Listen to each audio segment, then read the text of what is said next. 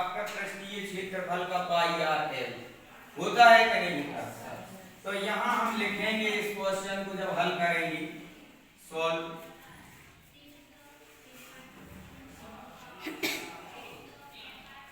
देखो बेटा यहाँ पे दो तीन चीजें मैं क्लियर कर दूं। एक चीज जो दिया हुआ है शंकु की ऊंचाई दी है, ऊंचाई h बराबर कितना दिया है 16 सेंटीमीटर। क्वेश्चन में हमें दिया हुआ है, इधर आप लिख सकते हो दिया है, ठीक है ना, दिया है में दिया है, प्रश्न में दिया है। हाइट दे दी हमें 16 सेंटीमीटर और आधार की त्रिज्या मतलब r का मान दिया है रेडियन, त्रिज्या कितनी दी है 12 सेंटीमीटर। अब जो शंकु का वक्र पृष्ठीय क्षेत्रफल ज्ञात करना है तो शंकु का वक्र पृष्ठीय क्षेत्रफल बराबर होता है पाई आर एल।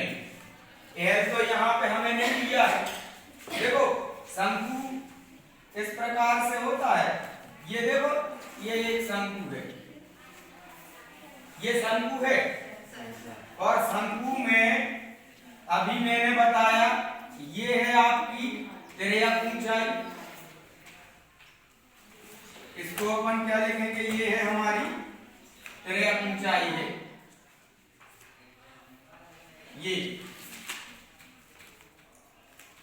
ये तिर्यक ऊंचाई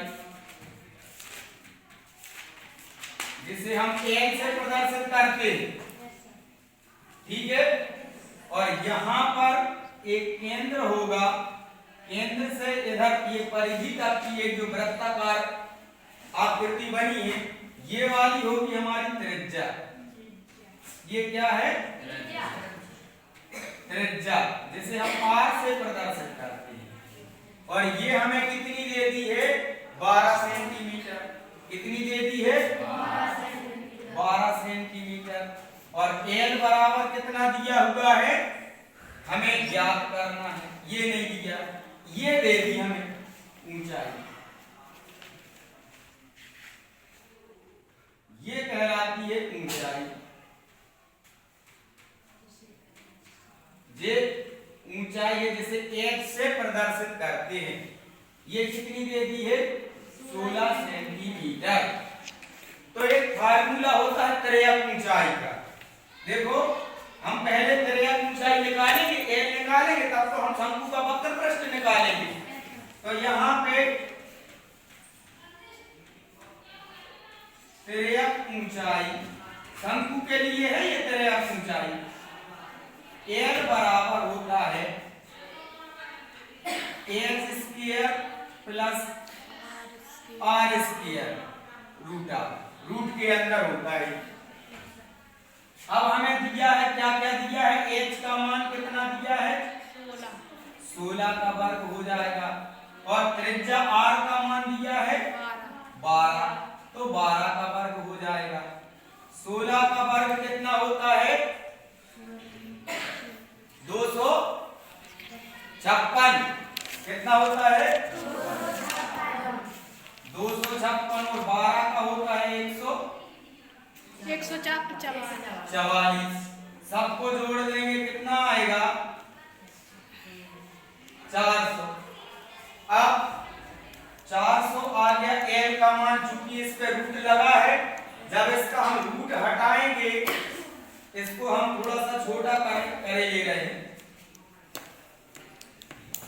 इस वाले पोर्शन को हमने यहां से लेके इतना करके थोड़ा सा छोटा करेंगे, ये कर दिया, ठीक है ना, ये इतना कर दिया। तो यहाँ पे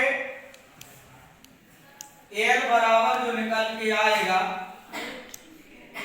l बराबर जो हमारा निकलेगा वो l बराबर कितना निकल के आएगा, ये कितने का है 20 का। तो हमें तिर्यक ऊंचाई पता चल गई। कितनी है 20 सेंटीमीटर। अब हम यहाँ निकालेंगे क्या, शंकु का वक्र पृष्ठीय क्षेत्रफल। शंकु का वक्र पृष्ठीय क्षेत्रफल, इसको हम थोड़ा सा और छोटा कर देंगे यहाँ पर।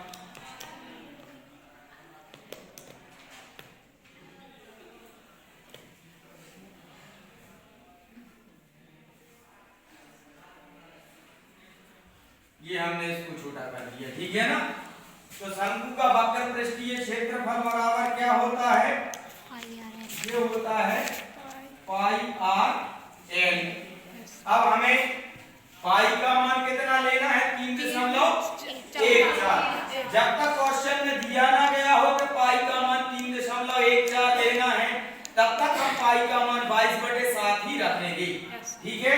तो यहाँ पे हमने पाई का मान 3.14 लिया, गुणित आर का मान हमने कितना रखा 12, और एल कितना निकल के आ गया हमारा 20। एल का मान निकल के आ गया, ठीक है ना।